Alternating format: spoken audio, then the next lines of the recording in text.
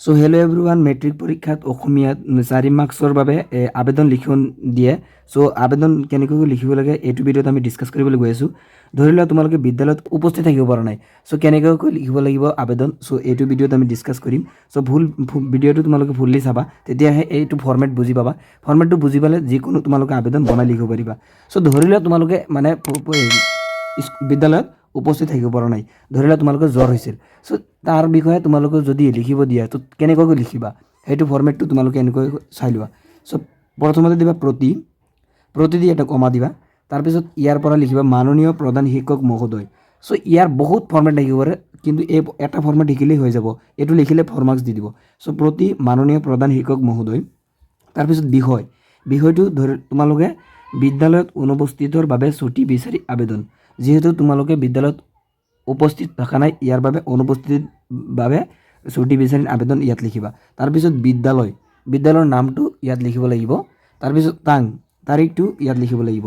তাৰপিছত তোমালোকে মহাশয় দি কমা দিবা। তাৰপিছত তোমালোকে এনেকৈ লিখিবা বিনীত নিবেদন এই যে মই যোৱা ইমান তাৰিখ, মানে তাৰিখটো ইয়াত দিবা। ধৰি লোৱা তোমালোকে 4 তাৰিখৰ পৰা 10 তাৰিখলৈ তোমালোকে বিদ্যালয়ত উপস্থিত থাকিব পৰা নাই কাৰণ জ্বৰ আছিল।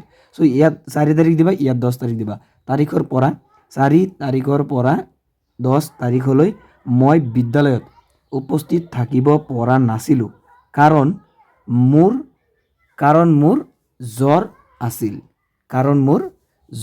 আছিল। সো ইয়াত পিছত দাঁড়ি দিবা। এইটো চোৱা, তোমালোকে মহাশয়ৰ পিছত কিন্তু মই আকৌ এইটো পেৰাগ্ৰাফটো চেঞ্জ কৰি ষ্টাইলটো চেঞ্জ কৰি দিছোঁ। সো এনেকুৱাকৈ লিখিব লাগিব। আবেদন লিখাৰ কিন্তু এটা ষ্টাইল আছে, সো এনেকুৱাকৈ লিখিব লাগিব। তাৰপিছত তোমালোকে এই পেৰাগ্ৰাফটো আকৌ আছিল লিখি তাৰপিছত পেৰাগ্ৰাফটো চেঞ্জ কৰি দিবা। পেৰাগ্ৰাফটো চেঞ্জ কৰি দিয়াৰ পিছত এনেকুৱাকৈ ষ্টাৰ্ট কৰিবা আকৌ।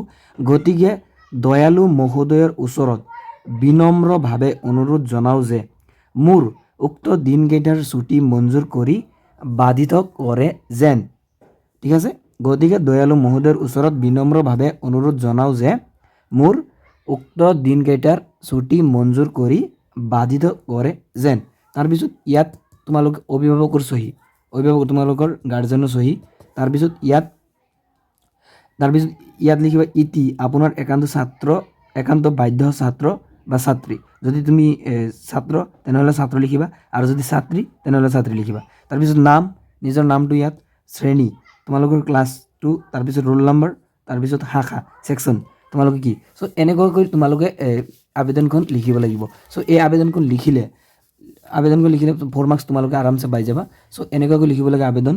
তো আশা কৰিছোঁ শিকিছা ভালকৈ। সো ফৰ্মেটটো তোমালোকে ভালকৈ মুখস্থ কৰিবা আৰু এক্সামত আহিলে নিশ্চয় পাৰিবা। সো চেনেললৈ নতুন আহিলে চেনেলটো ছাবস্ক্ৰাইব কৰি দিয়া। থেংকছ ফৰ ৱাচিং।